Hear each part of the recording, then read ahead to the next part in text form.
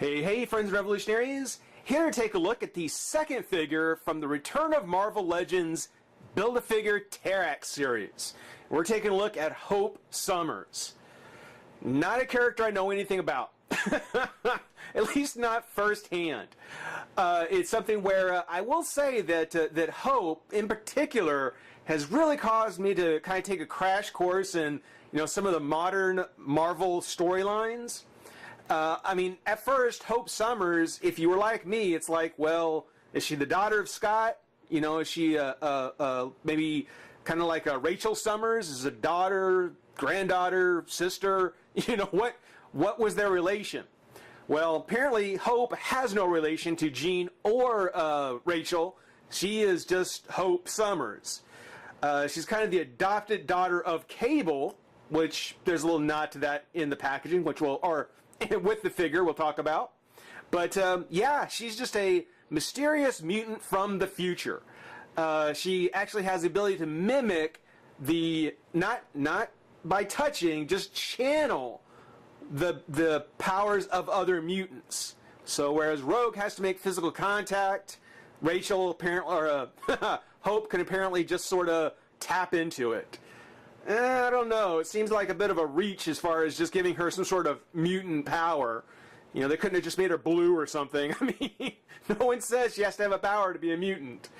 But yeah, it's something where I really got to say, I can understand why she's in this set, because she apparently is story-wise, and on the back, doesn't really say much, just, will the one destined to destroy, or destined to save mutant spell doom for mankind?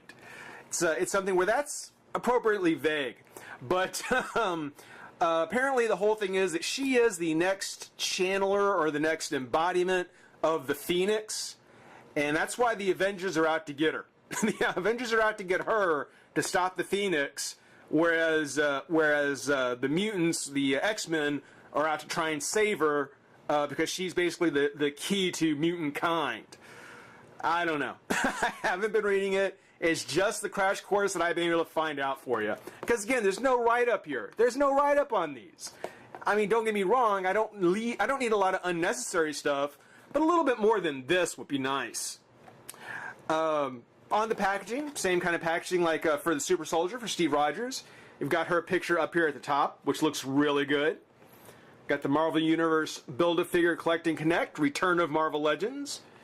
And on the back, again, we get a nice big picture, or a bigger picture if you're on the front, kind of like the Batman Legacy was. That's actually kind of cool. And you can see there's this line, this edge around the backdrop, for the panel. And it just really seems to me, I'll probably mention this every time, I'm sorry if I do, but it would really have been cool if they had added that as a extra with the figures. Kind of an ode to the old Toy Biz. That would have been cool. It's not, but it would have been cool.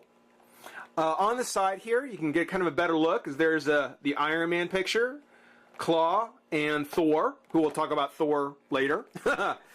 But for the Terrax figure, the Collect and Connect, Steve Rogers has been done. We're on to Hope.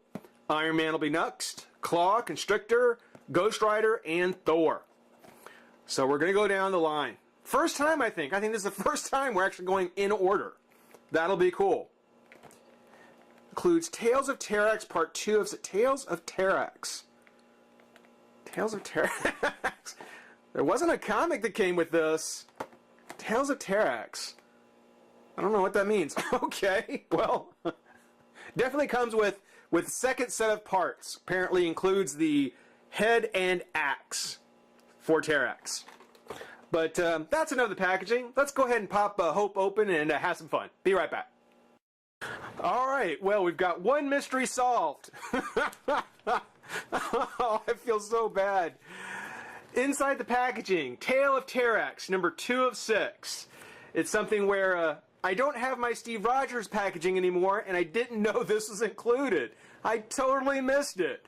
So I'll read you this one. I'll do my best to see if I still have the packaging somewhere, but we are unfortunately picking up the Tales of Terrax at Part 2. So we've got this. I guess we're going to have 6 write-ups on Terrax, but nothing on any of the actual individual figures. Yeah, that's bright. Okay. So let's go ahead and open it up and take a look. There is Galactus, looking impressive as always. Nothing in the universe exists outside the knowledge of Galactus. In need of a new herald, one who would not be so protective of life, Galactus trained his sight on dictator Tyros the Terrible. Tyros used his domination over stone to create living monoliths that patrolled his kingdom and kept power firmly in his grasp. Galactus must feed. Galactus must have. The World Eater struck a deal with the Fantastic Four, who battles Tyros and brought him to Galactus.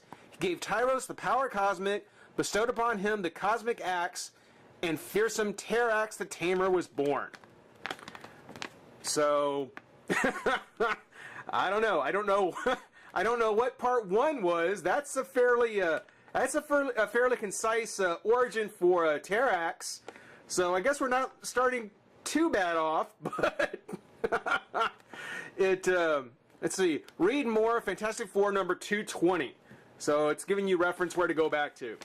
And on the back it tells you how to put Terrax together. You know, the head goes on top, the arms on the side, the legs on the bottom. Apparently the axe comes in 2 parts. You know, simple stuff. The complicated stuff, actually. Yeah, complicated stuff. So this is the tale of Terrax, and this is part 2 of 6. Because I missed part 1. Let's take a look at Hope. And I gotta say, so far I'm digging it. I am so digging the Marvel Legends. Hope looks really nice. I mean, there are some issues with the paint, certainly.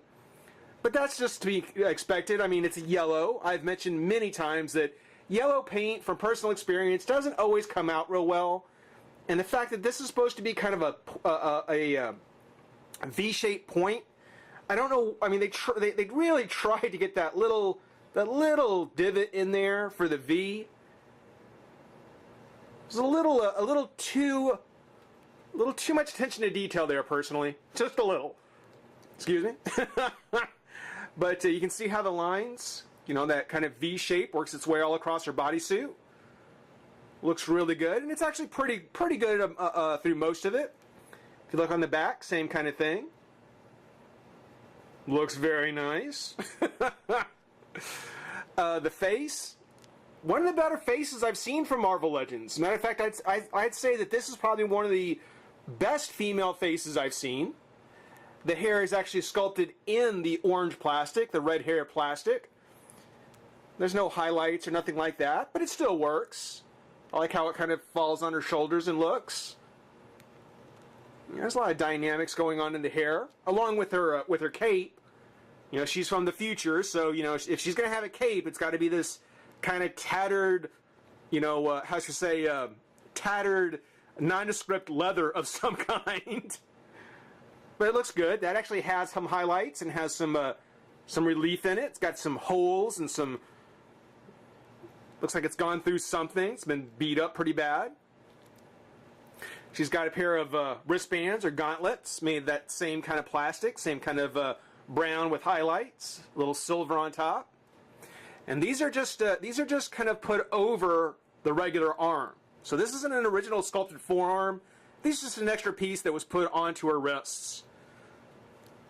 Now, for the legs, they did go ahead and do an entirely new lower leg that has that same theme with the leather and the metal shin. So whereas the upper body for, well, most of the figure is just a regular female body. You know, the only original sculpting is here on the lower leg. Why they didn't just go ahead and make it an extra piece like it is here and just slipped on, why they felt they needed to go ahead and do a whole new sculpting on the lower leg, I don't know. I'm not too sure. I mean, if the budget allowed for it, I guess, you know, we've got a budget, we've got to use it, let's give her brand new legs. I mean, whether or not it'd ever be used again, I don't know.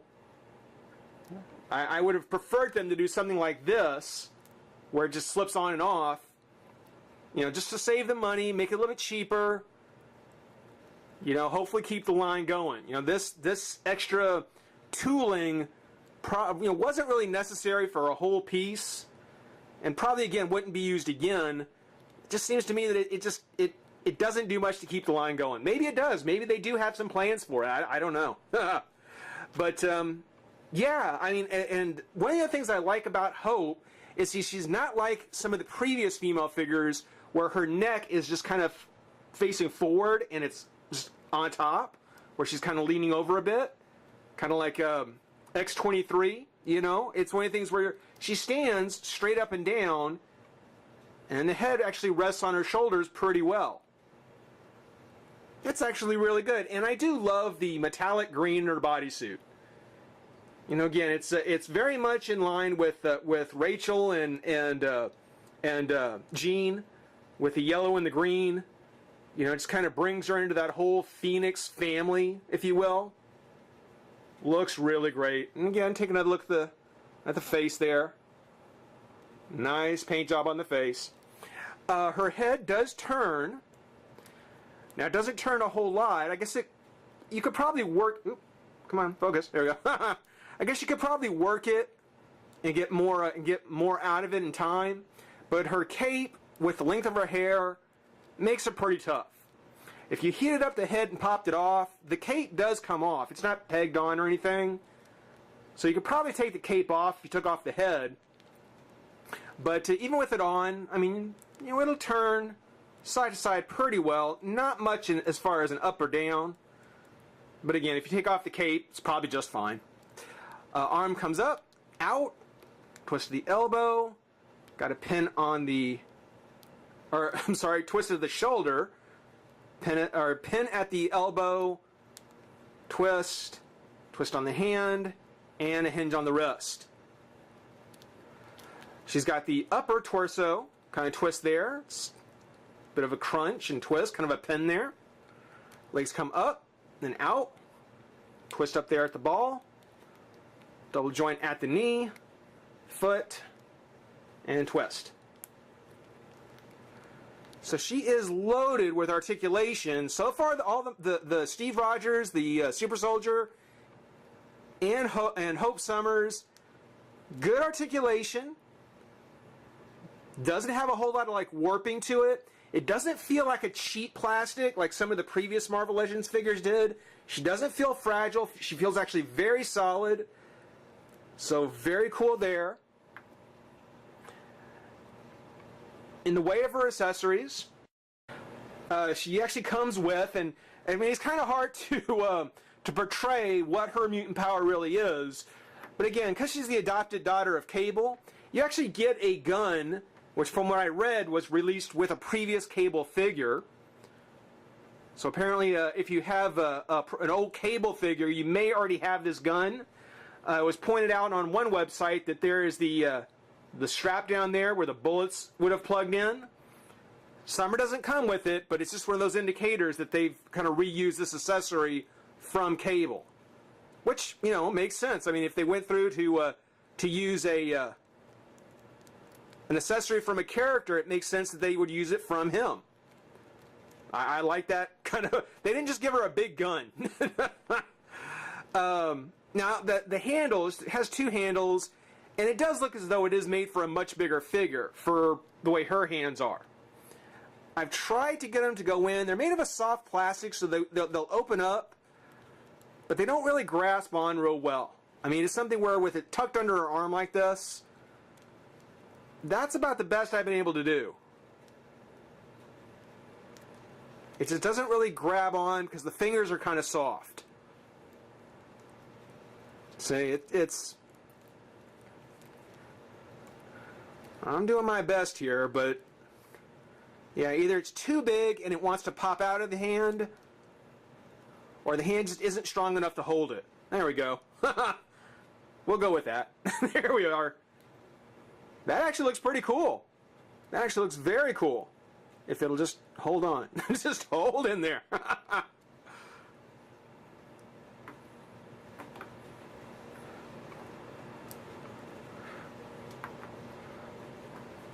I gotta say, I really do like the way she's sculpted, as far as the fact that, you know, it's not static. There's some action going on with the direction that the cape is blowing and the way her hair is going. You know, it's something where I want to bring up Supergirl from DC, from the DC universe, Now that one is the same kind of idea. They gave motion to the cape and to the hair, but they did it to such an extreme that it just looks so bad, you know, just standing someplace. Here, you know, they've got some dynamic motion going on in the sculpt, but it's not overdone, and it's actually done well. So I gotta say, I really do like Hope. I think this is a really nice figure. So far, I am very happy with the Marvel Legends that have been coming so far. I've got a few more to go, and of course with Hope, as it mentioned, there is the head of Terrax. It's going to be great getting this guy together, let me tell you. And he actually comes with both halves of his axe. Now we won't put it together here, it's actually pretty simple, but yeah, when we put Terrax together, we'll do his axe as well.